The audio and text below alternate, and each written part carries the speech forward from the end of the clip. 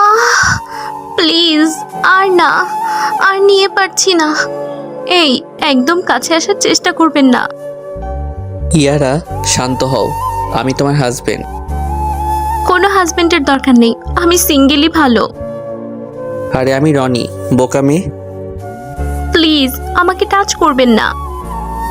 আরে বাবা, আমি টাচ করলাম কোথায়?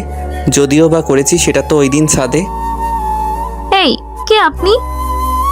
আমি আপনার স্বামী, মিস্টার রনি, যার সাথে আপনার মানে ধাক্কাধাক্কির হিস্টোরি আছে। এই, আপনি আমার হাজবেন্ড?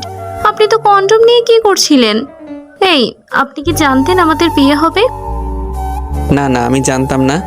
আমি নিজেই অবাক। অবাক হয়ে আর কি হবে? বিয়ে তো হয়েই গেছে, এবার আর কি করেন বাসর রাত। আমি বাসর করব মানে? কেন, গার্লফ্রেন্ড আছে নাকি বাইরে? আস্তাগফিরুল্লাহ, আমার কেউ নাই। তাহলে আপত্তি কোথায়? চলুন জেনে আসি বিয়েটা কিভাবে হলো কিছুদিন আগে। এই, আপনি রাস্তা আটকে দাঁড়িয়ে আছেন কেন আমার?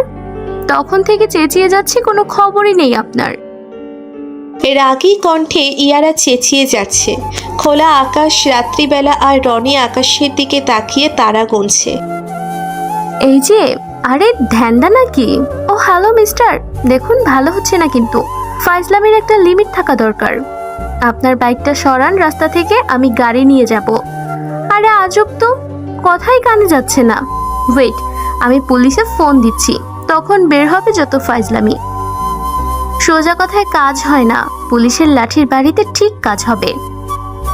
আরে চেঁচাচ্ছেন কেন? সমস্যা কি? কানটা তো ছিদ্র হয়ে যাবে। কত সুন্দর রাত, আর কত সুন্দর তারা আকাশে। এই বিমানের ছাদ আমার সাথে তারা গুনেন। মাতাল নাকি? আমি তারা গুনতে যাব কেন? এই যে মিস, আবারও ভুল করলেন। আমি মাতাল না, আমি তো সত্য কথা বলছি এখন। আর দেখলেন আপনি খেপে গেলেন। এই জন্য এটা নিষিদ্ধ, কারণ এটা খেলেই মানুষ সত্য কথা বলে। আচ্ছা বাবা, আই এম সরি, আমার ভুল হয়েছে, মাফ করেন। আল্লাহর ওয়াস্তে এবার বাইকটা সরান, আমি গাড়িটা নিয়ে যাই। 2 অক্কে 2, 3 অক্কে 3, 5 অক্কে 5, আর 5 10 5, 50। কিছু বললাম আপনাকে, শোনেননি? ও হ্যাঁ হ্যাঁ, সরাচ্ছি। এটা বলেই মাতাল রনি বাইকটাকে ধাক্কা দিতে লাগলো। প্রুম প্রুম মুখ দিয়ে এটা দেখেই ইয়ারা রেগে গেল প্রচণ্ড। কিন্তু রনির এমন কাজ আর মুখ দিয়ে শব্দ করা শুনে ইয়ারা না হেসে পারল না। রনি এগুলো করছিল, তখনই খালিদ এসে পড়ল। কিরে, তুই বাইক স্টার্ট না দিয়েই বুম বুম করছিস কেন?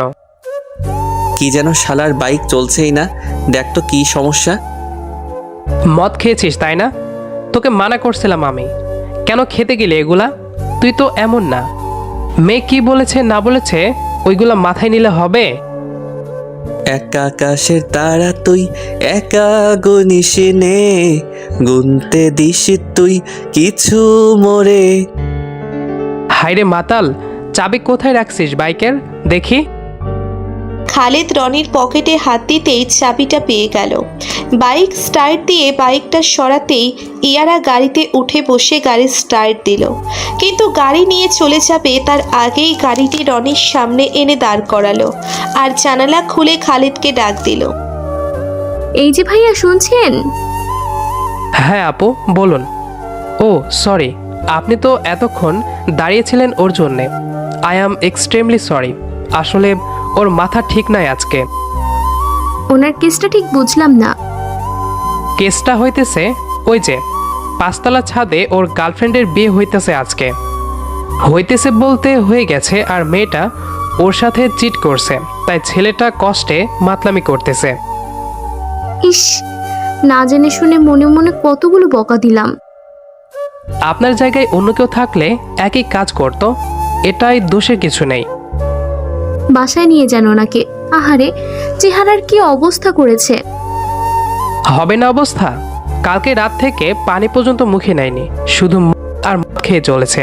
যাই হোক আপু, রাত হয়েছে অনেক, আপনি চলে যান। কেউ দেখলে বাজে কমেন্ট করবে। আমি ওকে বাসায় নেওয়ার ব্যবস্থা করছি। আচ্ছা ভাইয়া, আপনি ভালো থাকবেন। আর ওনার খেয়াল রাখবেন। কথাটি বলে ইয়ারা কিছুক্ষণ দাঁড়িয়ে চলে গেল আর রনিকে অনেক বুঝ দিয়ে খালেদ বাড়িতে নিয়ে গেল। 1 মাস পর ব্যস্ত নগরী ঢাকা ব্যস্ত রোডে হঠাৎ একটা গাড়ির সামনে কেউ একজন ধাক্কা খেলো। মাটিতে পড়ে না গেলেও কিছুটা পিছনে চলে গেল। আসলে গাড়িটা আস্তে চলছিল, তাই কিচ্ছু হলো না। গাড়ির চালক জানালা নামিয়ে চেঁচাতে যাবে তখনই আই অ্যাম এক্সট্রিমলি সরি।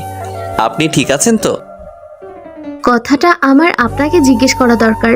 যাই হোক, আপনাকে দেখে মনে হচ্ছে আপনি ঠিক আছেন আর আমি ঠিক আছি। ইয়ারা রনিকে দেখেই চিনে ফেলেছে, এই জন্যই কিছু বলল না। তা আপনি এইভাবে ছুটছিলেন কেন? আসলে আমার জব ইন্টারভিউ আছে এক জায়গায়, তো সেখানেই যাচ্ছিলাম। ইস, আপনার দেরি হয়ে গেল। না না, তেমন কিছু না। আচ্ছা, আপনাকে কি আমি আগে কোথাও দেখেছি, বা আপনার ভয়েসটা কেমন যেন চেনা চেনা লাগছে? আগেও কোথাও শুনেছি হয়তো। না না, তেমন আলাপ হয়নি আমাদের। আজকেই আপনাকে প্রথম দেখলাম। তাই বলুন। চলুন আপনাকে লিফট দিয়ে দেই আপনার গন্তব্যে। আমাকে চেনেন না, জানেন না, আর আমাকে লিফট দেবেন? তো কি হয়েছে, লিফট দিতে আবার চেনা জানা থাকা লাগে নাকি? প্রয়োজনে মানুষকে লিফট দিতে হয়। থ্যাঙ্কস। তাহলে আর লোকেশনটা বেশি দূরে না, কাছেই। তবুও উঠুন গাড়িতে। ইয়ারা গাড়ি চালাচ্ছে আর রনি পিছনের সিটে ফাইলগুলো দেখছে বসে বসে। প্রিপারেশন নিচ্ছে হয়তো ইন্টারভিউয়ের। ইয়ারা লুকিং গ্লাসে তাকিয়ে দেখছে রনিকে। রনির সেই দিকে খেয়াল নেই। গন্তব্য চলে এসেছে ইয়ারা। চলে এসেছি। দেখেছেন আমার খেয়াল কোথায়? ভালো করে ইন্টারভিউ দিন, আপনার এক্সকে দেখিয়ে দেওয়া লাগবে। মানে আমার কি যেন বললেন মনে হলো? না মানে বললাম যে সবাইকে দেখিয়ে তাক লাগিয়ে দিতে হবে, সেটাই। ও, আবার লেভেল বেস দিয়ে ট্রাই করব, হলে হবে না হলে নাই। এত জব করে কি হবে? কেন বিয়ে করবেন না? বউকে কি খাওয়াবেন? আমার আব্বুর অনেক টাকা, উনিই খাওয়াতে পারবেন। তাহলে এখানে থাকেন কেন, মানে ফ্ল্যাটে? এমনিতেই ভার্সিটির পুরনো বন্ধু থাকে, তাই ওর সাথে থাকি। বাট আপনি কি করে জানলেন? গেস করলাম, দেখে মনে হলো আপনাকে স্টুডেন্ট, তাই আর কি। ও আচ্ছা, যাই হোক, এবার আসি। আর thanks for the leave. Welcome and best of luck. Rony interview দিতে চলে গেল আর ইয়ারাও চলে গেল। ইন্টারভিউ শেষে রনি বের হয়ে দেখলো গাড়িটা নেই, আর মেয়েটাও। ও মনে মনে পাগল বলছিল নিজেকে, কারণ মেয়েটা কেন ওর জন্য অপেক্ষা করতে যাবে। বিকাল টাইম। রনি ছাদে ঘুড়ি ওড়াচ্ছে আর খালেদ সাইডে বসে ফোনে ছবি তুলছে।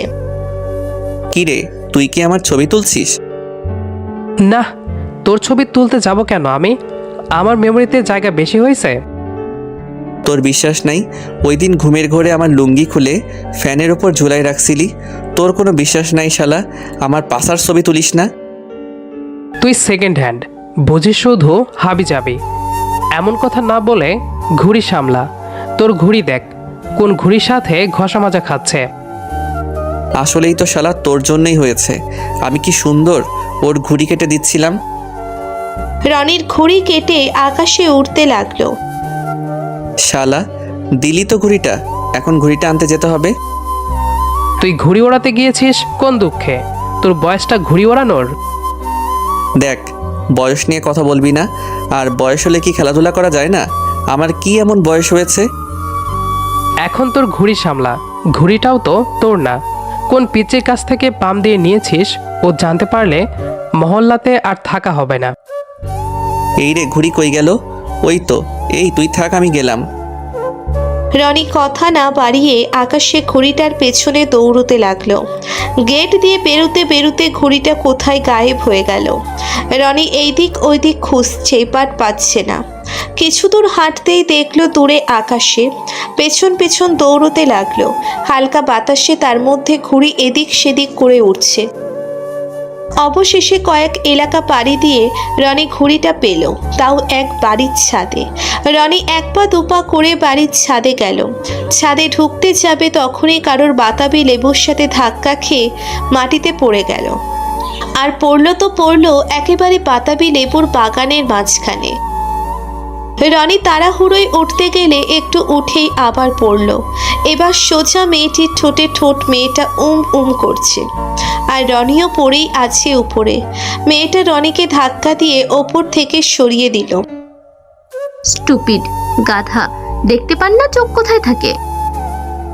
মানে আপনি আসলে আমার ঘুড়িটা আপনাদের ছাদে ওইটা নিতে এসেছিলাম। আপনি যে আমার ইয়েতে মুখ দিয়েছেন। ইয়েতে মুখ মানে? আস্তাক ফিরুল্লাহ, আসলে আমার কোনো হাত ছিল না, সব প্রকৃতির মাধ্যাকর্ষণে হয়েছে। এজন্যই এভাবে।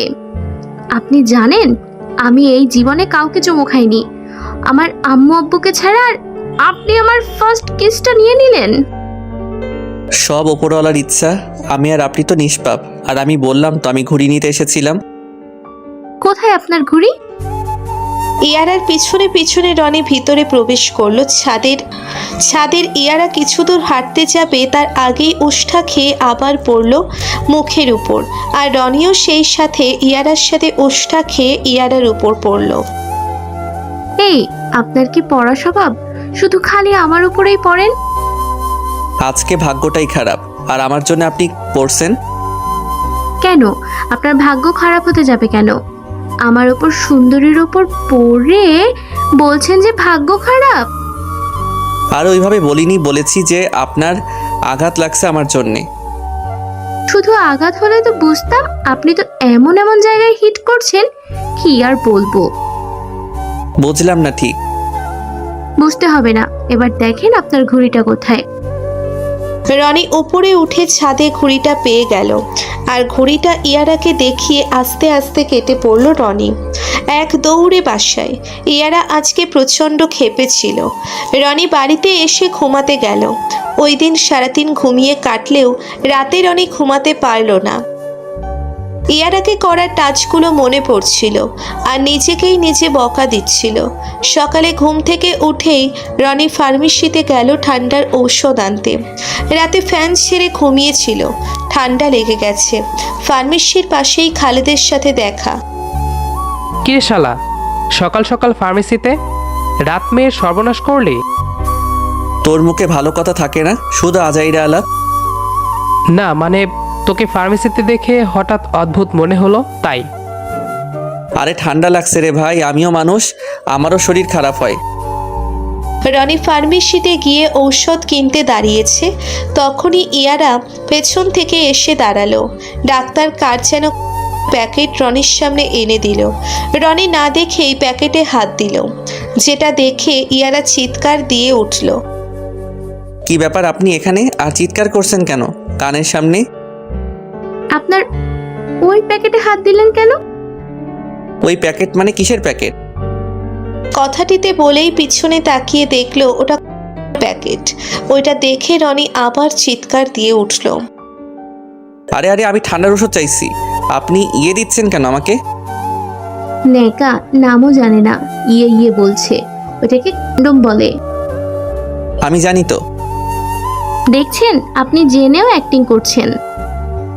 আরে আমি ওষুধ নিতে এসেছি, এই যে আমার ওষুধ, আর এইটা ওই দাদার প্যাকেট। ভাই নেন আপনার জিনিস। রনি পিছনে ঘুরে দেখলো ইয়ারা নেই, সে রাগ দেখিয়ে চলে গেছে। রনি পিছন পিছন হেঁটে গেল, কিন্তু পেল না মেয়েটা রনিকে ভুল বুঝল। রনি রাতে বাড়িতে ফিরল। বাড়িতে ফিরেই আম্মুর কল পেল। আম্মু কলে বলল যে ওর বড় ভাইয়ের বিয়ে, আর ওকে আসতে হবে। রনি খবর পেয়ে দ্রুত পায়ে ছুটে পৌঁছে গেল ওদের বাড়িতে। ওর ভাইকে জামাই সাজে দেখে রনির হাসি পাচ্ছে। ওর ভাই গাল ফুলিয়ে বসে আছে, কারণ ও পাঞ্জাবি পায়জামা পরতে পছন্দ করে না। রনি হাসছিল। তখনই রনির আম্মু এসে কানে ধরল রনির। আম্মু ছাড়ো, লাগছে তো। তোর বাদরামো করা শেষ হলো না এখন? বিয়ে না হলে তো তোর দেখাই পেতাম না। এটাকে ম্যাচুরিটি বলে। তোর ম্যাচুরিটির দরকার নেই। এই নে পাঞ্জাবি পায়জামা, এটা পরে আয়। রনি ওর আম্মুর কথাটা একটু অবাক হলেও ব্যাপারটাকে নর্মাল ভেবে পাঞ্জাবি পায়জামা পরে চলে এলো। আসতে না আসতেই রনিকে রনির আম্মু টেনে নিয়ে গেল আর ওর ভাইয়ের পাশে বসিয়ে দিল। এটাকেও রনি নর্মাল ভাবলো, কিন্তু একটু পরেই দুটো মেয়েকে কোণে সাজিয়ে এনে ওদের সামনে বসানো হলো। এবার দেখবো কই যাস, বিয়ে করিয়ে দেব, তখন বইয়ের কাছেই পড়ে থাকবি। এর মানে আমার বিয়ে দেওয়ার জন্যে আমাকে ডেকেছো? আম্মু তুমি এটা কিভাবে পারলে? বলো আমি তোমার ছোট ছেলে। এই জন্যই তো বাদরব হয়েছিস। না আম্মু, আমি বিয়ে করব না। বিয়ে তুই করবি, তোর ভাই করবে, আর তোর বাবাও করবে প্রয়োজন হলে। আম্মু রনিকে অনেকগুলো কথা চুপ করলো, কিন্তু মজার বিষয় হলো পাত্রীদের মধ্যে একজন কাঁদছে আস্তে আস্তে, যেটা রনির কানে পৌঁছলো। রনি ওকে দিয়ে দেখেই বুঝলো এটা ইয়ারা, কিন্তু আম্মু আব্বু আর সবার সামনে ডাক দিতে পারছিল না। বিয়েটা হয়ে গেল। বাসর ঘরে প্রবেশ করলো রনি। বাসর ঘরে প্রবেশ করতেই কেউ বালিশ কম্বল ছুঁড়ে মারল রনির দিকে। রনি মাটিতে পড়ে গেল। এমনিতেও বেচারা ঘাবড়ে আছে, কারণ ইয়ারার সাথে ওর বিয়ে হয়েছে এটা ও জানে। আসলে ইয়ারা আর ওর ভাইয়ের বউ একই মায়ের সন্তান, মানে বোন। আর ইয়ারা হচ্ছে ওর ভাইয়ের শালি, আর ভাইয়ের শালি ওর বউ হয়েছে। বাসর ঘরের বাকিটা তো গল্পের শুরুতেই জানতে পেরেছেন, এবার আসতে পারেন।